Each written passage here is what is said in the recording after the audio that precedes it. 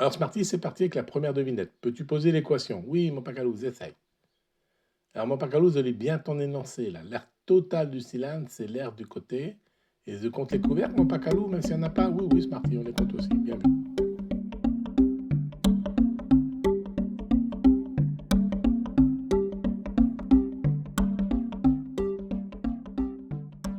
Alors l'air du côté, c'est le périmètre du cercle fois la hauteur.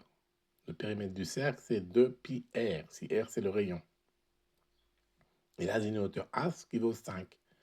Donc ça fait 2 pi r fois 5, c'est-à-dire 2 fois 5, 10, ça donne 10 pi r, mon Pacalou. Très bien, Smarty. Et l'aire de sac couvercle, c'est pi r au carré. Et puis il y en a 2 en plus, donc ça fait 2 fois pi r au carré. Très bien.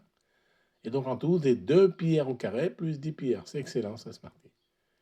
Et tu m'as dit que ça, tout ça faisait 88. Donc c'est l'équation finale, 2 pi r au carré plus 2 pi r égale 88. Et ça, je ne sais pas résoudre, mon Pacalou, avec des carrés comme ça, là. Ben écoute, on va voir ça ensemble, tranquillement. Alors déjà, tous tes calculs initiaux sont parfaitement bons et on aboutit effectivement à l'équation à résoudre au total. 2 pi r au carré plus 2 pi r égale 88. Je vais diviser par 2 pi partout, parce que ça va me simplifier un peu mon équation. Ça va me donner r au carré, plus 10 pi que divise 2 pi, ça fait 5r. Et à droite, j'ai 88 sur 2 pi, que je fais passer à gauche. Et donc comme ça, ça me donne r au carré plus 5r moins 88 sur 2 pi, mais 88 sur 2, je peux simplifier par 2 en haut et en bas. Il reste 44. Et en bas 1, donc 44 sur pi. Donc maintenant, mon équation à résoudre, c'est r au carré plus 5r moins 44 que divise pi. Et ça doit être égal à 0. Alors on va utiliser cette fameuse formule ici, qu'on est censé apprendre par cœur pour résoudre des équations du deuxième degré.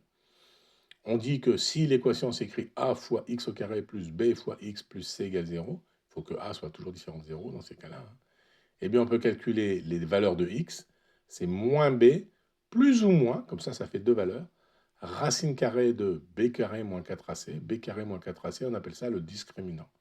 Et tout ça, on le divise par 2 fois a. C'est pour ça que a doit être différent de 0. Donc dans notre cas, nous, le b, c'est le 5 ici en jaune, là, donc ça fait 5 au carré, moins 4 fois a qui vaut 1 ici, et fois c qui vaut moins 44 sur pi ici. Donc si je calcule, 5 au carré, ça fait 25, et 4 fois 44, ça fait 4 fois 44, 176, et là j'ai moins fois moins qui disparaît, ça fait plus. Donc mon discriminant vaut 25 plus 176 que divise pi. Et ça, c'est strictement positif, donc je peux calculer la racine carrée. Si c'était négatif, je ne pourrais pas. Donc, en utilisant la formule x égale moins b plus ou moins racine de delta que divise 2a, j'en déduis que x ici, donc le x qu'on cherche, c'est-à-dire finalement le rayon, c'est égal à moins 5 plus ou moins racine carrée de 25 plus 176 sur pi, le tout que divise 2 fois 1, a égale 1. Bon, 25 plus 176 sur pi, ça vaut environ 81,02. Donc si je prends la racine carrée, c'est pas très loin de 9. Et donc on voit que j'ai deux solutions. Soit x1 est égal à plus 5 moins 9 que divise 2, soit c'est égal à plus 5 plus 9 que divise 2. Plus 5 moins 9, ça fait moins 4 que divise 2, ça fait moins 2. Et plus 5 plus 9, ça fait 14 que divise 2, ça fait 7. Bon, la solution moins 2, ça n'a pas de sens. Le rayon, il ne peut pas être négatif. Donc la seule solution qui nous reste, c'est 7. Le rayon fait 7 cm. Diamètre 14 cm, si tu préfères. C'est joli, ça, mon pote. C'est joli, hein. Mais il faut connaître ta formule par cœur, là, alors. Bah oui. Ou alors, il faut être capable de la retrouver, mais c'est quand même plus facile de l'apprendre par cœur. Allez, c'est tout pour aujourd'hui. Rendez-vous demain pour la deuxième devinette de la semaine. Des hâtes, mon pacalou, des hâtes.